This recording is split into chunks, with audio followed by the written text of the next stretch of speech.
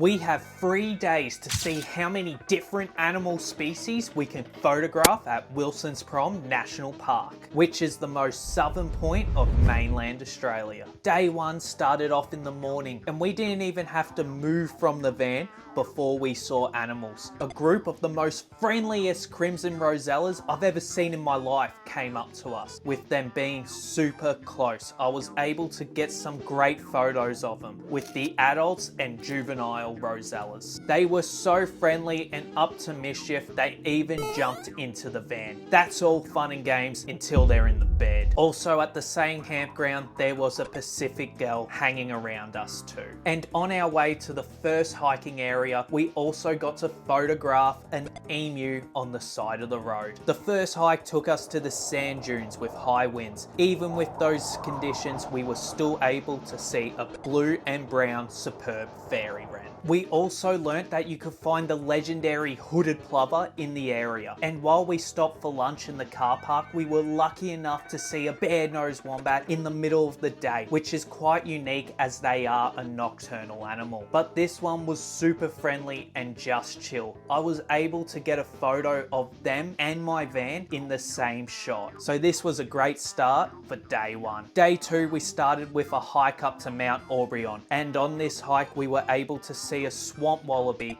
with their beautiful little Joey, who was super young. It didn't even have fur on them yet, and also a forest raven. And later that night, when we went for a drive, we saw a group of sleeping little corallas. How cool is that? Now onto the last day, and we had 2 hikes. The first one we went on was Lily Pilly Gully Boardwalk, and we were lucky enough to see a Bassian thrush, which was a new find for me. And we also got to see a male and female king parrot off in the distance. When we were on the way to the last location, we got to photograph an eastern grey kangaroo off in the distance. And then we made it to our last location, which was Squeaky Beach. And there we got to finally see a Scooty oyster catcher. That means we got to photograph 11 different species of animals in 3 days. Was it a success? Tell me in the comments below.